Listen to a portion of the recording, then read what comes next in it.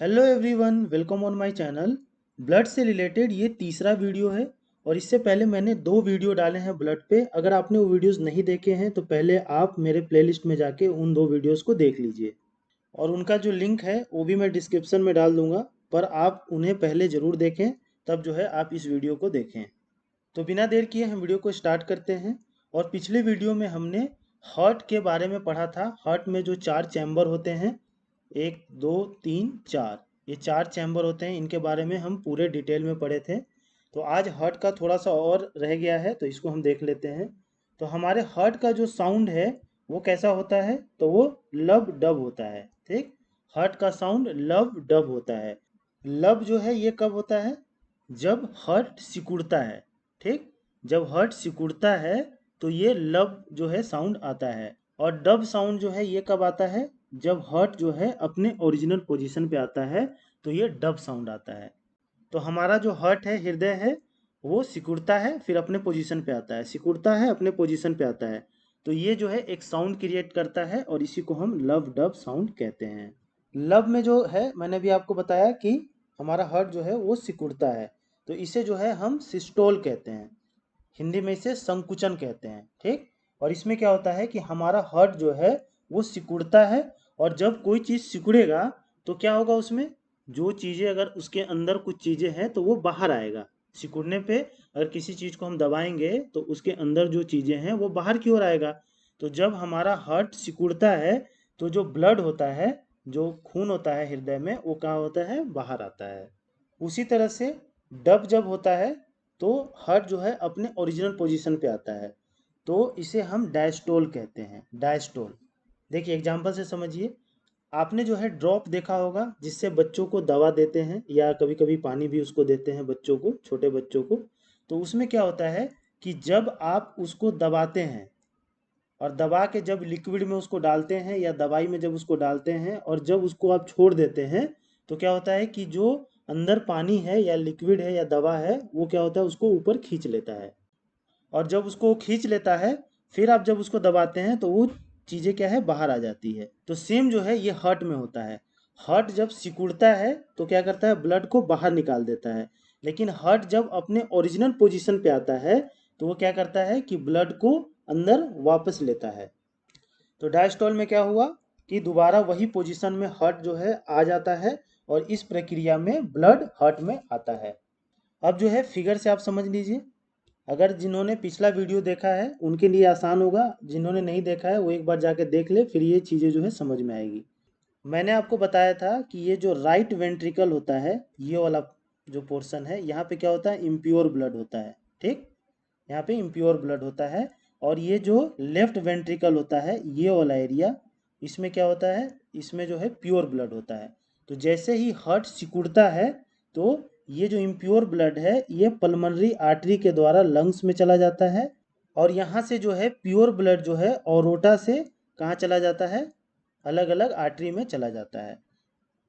तो जैसे ही हार्ट हमारा सिस्टोल करता है, यानी वो सिकुड़ता है, तो इम्प्योर ब्लड कहाँ जाता है, पल्मोनरी आर्टरी से लंग्स में जाता है। और प्योर ब्लड जो है औरोटा से हमारे पूरे बॉडी में जाता है। समझ में आया आपको। और इसमें क्या है, जो ब्लड आने वाला है वो वाला वाल्व जो है क्या होता है, बंद रहता है। उस समय जहाँ से ब्लड अंदर आना है वो दोनों वाल्व जो है बंद रहता है। और जब ये अपने ओरिजिनल पोजीशन पे आता है तो बाहर जाने वाला जो वाल्व है ये दोनों क्या है, बंद हो जाता है। यानी पल्मोनरी आर्टरी वाला और आपका ये जो औरोटा वाला जो है ये बंद हो जाता है। और यहाँ से इम्प्योर ब्लड इसमें आता है, कहाँ से, राइट एट्रियम से। और यहाँ से जो है प्योर ब्लड आता है, किससे, लेफ्ट एट्रियम से। आगे देखते हैं हम। 0.8 सेकेंड में एक बार जो है हमारा हार्ट जो है धड़कता है। 0.8 सेकेंड में एक बार हमारा हार्ट जो है वो, जो हमारा हृदय है वो धड़कता है। तो एक मिनट में कितनी बार धड़केगा, तो एक मिनट में 72 बार जो है हमारा हार्ट धड़कता है।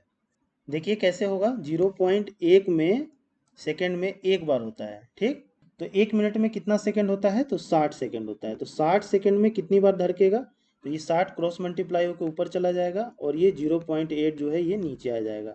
डेसिमल हटाइएगा, यहाँ पे एक जीरो आएगा, 8 से काट लीजिए, 8 सत्ते 56 और 4 और जीरो 8 बचे 40। तो 75 टाइम्स, तो ये जो है लगभग 75 आया है। ठीक, तो 72 जो है एवरेज माना गया है कि 1 मिनट में जो है जो हार्ट है, हृदय है, वो लगभग 72 बार धड़कता है।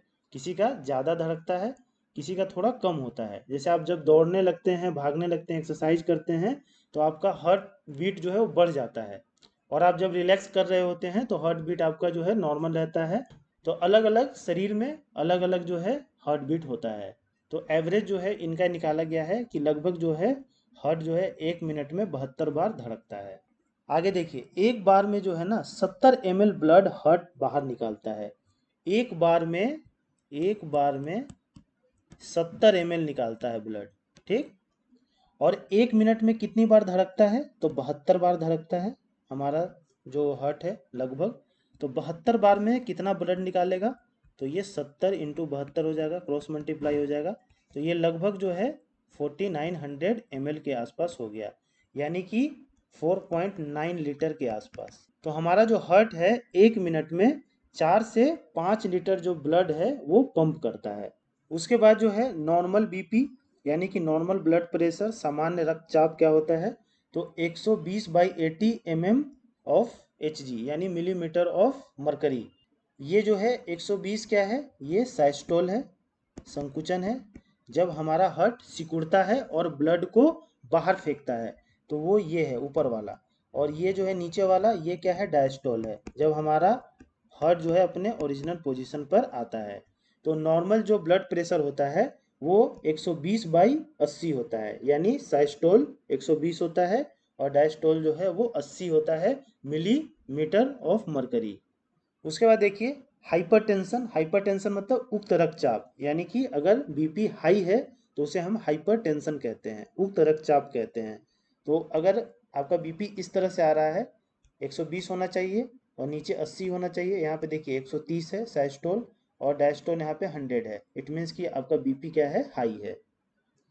उसके बाद एक कंडीशन और होता है हाइपोटेंशन।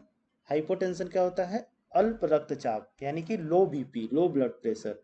तो यहाँ देखिए 120 होना चाहिए, यहाँ पे 90 है इसका साइस्टोल, और डायस्टोल कितना है, 60 है, यानी कि यहाँ पे क्या है, इस कंडीशन में बीपी लो है, ब्लड प्रेशर लो है। तो लो ब्लड प्रेशर को हाइपोटेंशन कहते हैं और हाई ब्लड प्रेशर को हाइपरटेंशन कहते हैं। आगे बढ़ते हैं हम। ब्लड प्रेशर को मेजर किससे किया जाता है, रक्तचाप को, तो एक मशीन आता है स्फाइगोमैनोमीटर। स्फाइगोमैनोमीटर जो है उससे ब्लड प्रेशर जो है वो नापा जाता है। उसके बाद अगर हाइपरटेंशन है यानी हाई बीपी है, तो स्मोकिंग जो है नहीं करना चाहिए, सॉल्ट इंटेक जो है वो कम कर दीजिए, ज़्यादा टेंशन मत लीजिए और रेगुलर एक्सरसाइज कीजिए। तो इससे क्या होगा, हाइपरटेंशन जो है आपका कम होगा। और नॉर्मल बीपी मेंटेन रखने के लिए आपको रनिंग करना है, एक्सरसाइज करना है, सॉल्ट इंटेक जो है आपको कम लेना है। अगर आप लिकर वक्कर लेते हैं तो ये भी जो है लिमिटेड अमाउंट में लेना है, तो आपका जो है बीपी क्या होगा, मेंटेन रहेगा। और जो है हरी फल और सब्जियां खूब खाइए, इससे भी आपका बीपी कंट्रोल में रहता है। आगे बढ़ते हैं अब हम ब्लड ग्रुप के बारे में पढ़ते हैं। ब्लड ग्रुप की खोज जो है किसने की थी, तो ये कार्ल लैंडस्टेनर थे जिन्होंने जो है ब्लड ग्रुप की खोज की थी। और ब्लड ग्रुप ए बी जो होता है वो क्या होता है, यूनिवर्सल रेसिपेंट होता है, यानी कि सर्वग्राही होता है।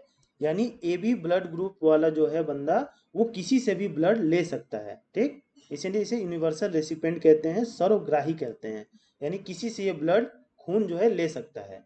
और वो जो है क्या होता है, यूनिवर्सल डोनर होता है, सर्वदाता होता है, यानी वो ब्लड ग्रुप वाला जो आदमी है वो किसी को भी खून दे सकता है। ठीक, सर्वदाता होता है। तो देखिए इस टेबल को, blood group A B, A B और ओ।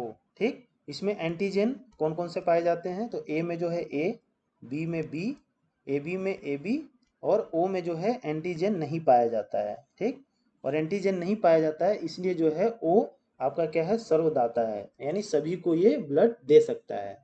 उसके बाद एंटीबॉडी देखिए, एंटीबॉडी ए में जो है बी पाया जाता है, बी में जो है ए पाया जाता है, ए बी में जो है एंटीबॉडी नहीं पाया जाता है, और इसलिए जो है ये सर्वग्राही है, यानी सभी से खून ले सकता है। और ओ में जो है एंटीबॉडी ए और बी दोनों पाया जाता है।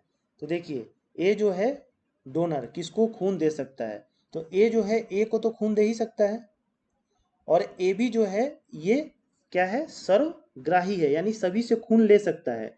तो ए वाला जो है वो ए बी को भी तो दे सकता है ना, ए बी सभी से खून ले सकता है। तो ए जो है ए बी को खून दे सकता है, तो ए आपका ए को, खुद को और ए बी को, दोनों को खून दे सकता है।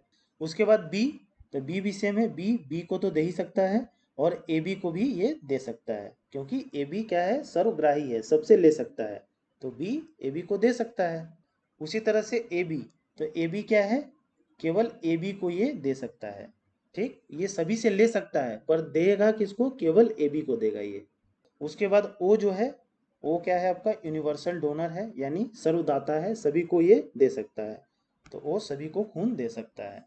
उसके बाद देखिए रेसिपेंट, ग्राही, यानी कौन खून ले सकता है। तो ए जो है, ए का तो खून ले ही सकता है, और ओ जो है ये सभी को खून दे सकता है ना, तो ए जो है ओ का भी खून ले सकता है। उसी तरह से बी, बी जो है बी का खून तो ले ही सकता है, और ओ जो है सभी को खून दे सकता है, तो बी ओ का भी खून ले सकता है। उसी तरह से ए बी जो है, मैंने बताया ये क्या है, सर्वग्राही है, यानी सभी से खून दे सकता है ए बी। और ओ जो है किससे खून ले सकता है, तो ओ केवल ओ से खून ले सकता है। तो होप आपको ये चीज़ें समझ में आ गई होंगी। आगे बढ़ते हैं हम, और हम देखते हैं आर एच फैक्टर, यानी कि रिसस फैक्टर। इसे रिसस फैक्टर क्यों कहते हैं, क्योंकि ये रिसस मंकी, ये जो है ना ये रिसस मंकी है, इसमें ये फैक्टर पाया गया था, इसीलिए इसे आर एच फैक्टर नाम दिया गया है। और इसकी जो खोज है 1940 में के लैंडस्टेनर और ए एस विनर के द्वारा की गई थी। ये दोनों साइंटिस्ट का नाम ध्यान रखिएगा। के लैंडस्टन ने ब्लड ग्रुप की भी खोज की थी, अभी मैंने आपको बताया। और इन्होंने आर एच फैक्टर की भी खोज की थी, किनके साथ मिलकर, ए एस विनर के साथ मिलकर। और यदि आपका रक्त समूह, यानी आपका ब्लड ग्रुप जो है पॉजिटिव है, ठीक, जैसे मान लीजिए कि बी पॉजिटिव आपका ब्लड ग्रुप है, तो आपकी रक्त कोशिकाओं में, यानी आपके जो ब्लड सेल्स हैं उसमें आर एच प्रोटीन मौजूद है, आर एच प्रोटीन उसमें होता है।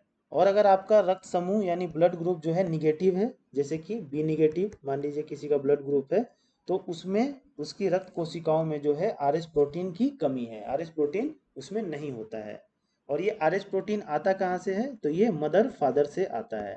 ठीक, मदर फादर से आता है, तो इसकी कमी जो है बीमारी नहीं है, ठीक ना, ये जस्ट ब्लड ग्रुप को बताता है कि अगर ये पॉजिटिव है तो आर एच प्रोटीन है उसमें, अगर निगेटिव है तो आर एच प्रोटीन की उसमें कमी है। तो होप आपको जो मैंने अभी पढ़ाया सब समझ में आ गया होगा। ब्लड जो है टॉपिक हमारा ख़त्म हो गया, और इसको मैंने 3 वीडियो में कवर किया है। तीनों वीडियो में मैंने पीडीएफ डाल दिया है, आप डाउनलोड कर लीजिएगा। सो मिलते हैं नेक्स्ट वीडियो में अगले टॉपिक के साथ। और अगर आपको ये बायोलॉजी का सीरीज पसंद आ रहा है तो please like share and subscribe to my channel. Thank you.